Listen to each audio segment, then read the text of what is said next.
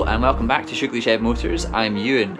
As you can see, we are not in the shed today, we are in my dad's garage. If you watched the last episode, you'll know that the space limitations in the shed were just getting unmanageable for building the GS500, or at least starting the build. So I managed to wrangle a little bit of space in my dad's garage. It's not a motor garage, it's not got any equipment or anything, it's literally just a storage garage, as you can see all the junk behind me. But it's a little bit of space out of the cold and rain for me to build this bike. And here it is. So as you can see, I have popped the forks on. You watched the restoration of that a few episodes ago. I'm assuming you watched the restoration. If you didn't, why not? They are back on the bike as well, and the bars from the last episode, I've also clamped them in place. So the front of the bike is looking pretty nice now, nice and fresh. We've got all the fresh powder coated lowers and brand new bars and olive powder coat here as well. It really does look factory fresh, which is really nice. So there's one big thing missing from this bike, and that is wheels. Well, an engine as well, but we know the story behind that. Wheels is what I want to talk about. In the last episode I was talking about sending my wheels off to get the tyres fitted and the Continental TKC 80s. I had a couple of wee messages and comments being like, oh, that's cool that you're sending your tyres off to get fitted. I wouldn't trust a tyre shop not to damage new powder coat. And I was like, what? Surely if it's your job to fit tyres, then it's your job to do it neatly and not damage anything. But then I was also thinking, well, if you want a job done properly, you got to do it yourself. I mean, if they damage the powder coat, what are they going to do? Are they going to apologise? Are they going to pay for it? I doubt it. It would just be a case of, well, your tyres are on and that's what you asked for. So I had a long hard think about it, and I thought I'd have a go myself. They actually went on a lot easier than I was expecting. They were difficult, don't get me wrong, they were really hard tyres to fit, but they weren't impossible, and they got on with a little bit of soapy water and a little bit of elbow grease. Really careful use of rim protectors as well, and actually they've come up really nicely and I've not damaged the powder coat at all. So I am really chuffed with that. It's guaranteed that I die legend. Yeah, son God, homie, I'm reverend. Breaks, just protecting my investment. Here they are. Ask about me, integrity's not in question. Straight up, all the way up, with the same ones that was down from the jump. Day one, same ones been around when the ain't funds even got. Look at that immaculate powder coat. You did such a good job, didn't you? Thank you very much. It was hard work. That's also the disc that Mrs. Shoogly Shed painted. Came up really nicely. So that's essentially the wheels ready to go onto the bike. One major thing I'm missing is a rear axle. I don't have a rear axle for the bike, so I'm going to need to get one of them. I do have a front one though. So I think we should probably try and get the front wheel on the bike and see what that looks like. So first things first is I need to fit the front mudguard. The mudguard I'm going for is this. This is actually a GS500 stock mudguard that I've cut down. I'll throw up a picture of a stock mudguard so you can get an idea for what I've done to it. But essentially I've just taken away a load of the side panelling from the side of it and given it a respray so it's nice and fresh. And I think it looks pretty nice. I've seen this done before, and it seems to be a pretty cool mod, and that makes use of the front mudguard. I have a different mudguard on my current GS, but I kind of wanted to go for something a bit more, I think it looks a little bit more motocross, maybe, that kind of style. It's kind of pointy front, maybe that's just me.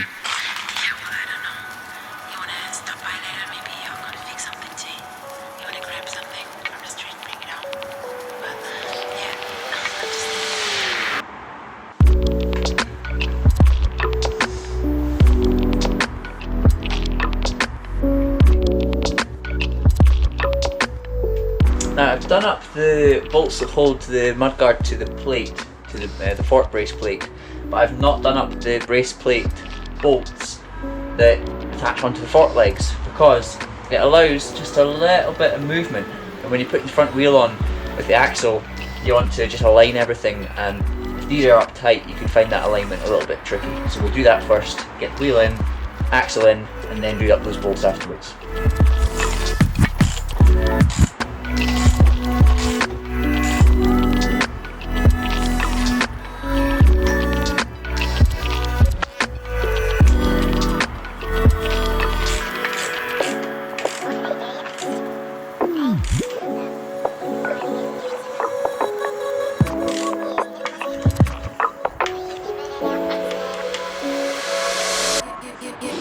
Okay, so next up we're going to fit the rear sets and the GS600 foot peg upgrades that we did a few episodes ago. I wrapped them up to keep them nice and safe. These basically mount directly to the frame like that. 2 bolts, easy peasy.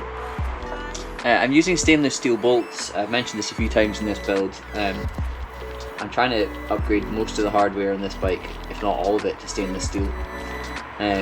When you're doing that, it's a good idea to use things like copper slip on the sort of high torque bolts. It just means that in future, if you ever have to disassemble anything, they're not going to be absolutely welded in place.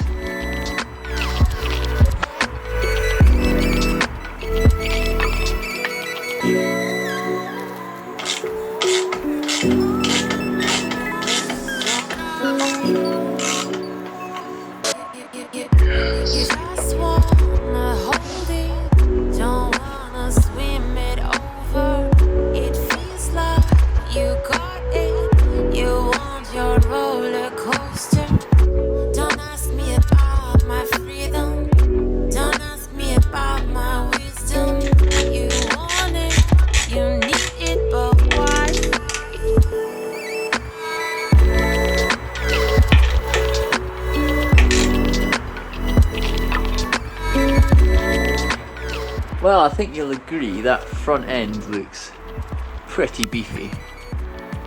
The stance is really cool and that tyre just looks amazing. And I couldn't help myself. I shoved the back wheel on as well, just with a bit of threaded bar. Just to see kind of what the stance of the bike's like, and I think I'm liking it. I was kind of at the mercy of what sizes these tyres come in. So the back tyre's ratio is a little bit taller than I would have liked, but it gives that kind of scrambler feel, the big kind of the back wheel, the meat of the job over here, and the front slightly sort of skinnier to float on top of mud and steer you through. That's the theory anyway. So I guess other than getting an axle for the back wheel, the main thing is getting the motor into place next. That motor that I so lovingly rebuilt. I don't have any of the engine bolts to go through and hold the engine in place, so I've put together the sizes and ordered some nice stainless bolts to use. I will also need to get some spacers, because there's these 2 kind of factory spacers that go either side of these mounting points, that are like big sleeve spacers, so I need to figure out what size they are and order some of them as well.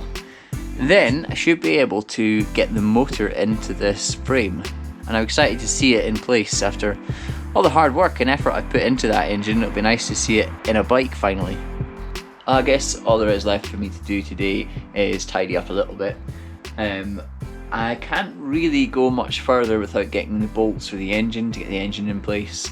There's a few other bits and pieces that I could start refurbing, the brakes for example, the levers, like little bits and pieces like that. But to be honest, once I get the engine in, I can start thinking about wiring and that kind of thing to see if we can get the engine started. So that's a nerve-wracking prospect.